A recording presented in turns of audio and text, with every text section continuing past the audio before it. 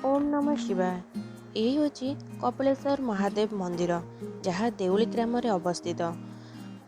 यह बड़म्बा अंचल अवस्थित।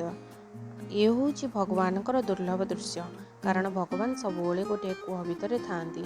आपड़ जदि यह दर्शन करने को चाहूँगी ताहले कार्तिक पूर्णमी दिन गले आपण दर्शन करें किंबा जदि आप रुद्राभिषेक करुवे ताहले आपण दर्शन करें। ये हूँ हर पार्वती मंदिर। देखो केते सुंदर है मंदिरटी। से बहुत गुड़े गछ अच्छी आपन को बहुत शांति लगे। ता मध्यरु ये गछटी अच्छी देखो आपण ये हूँ नागलिंग गछ। ये हूँ नागलिंग गछर फूल।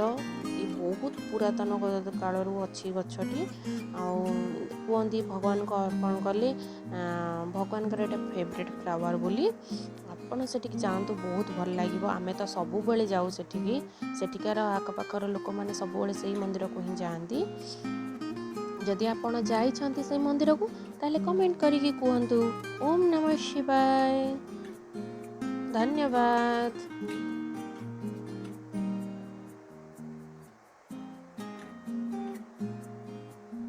धन्यवाद। नमस्कार।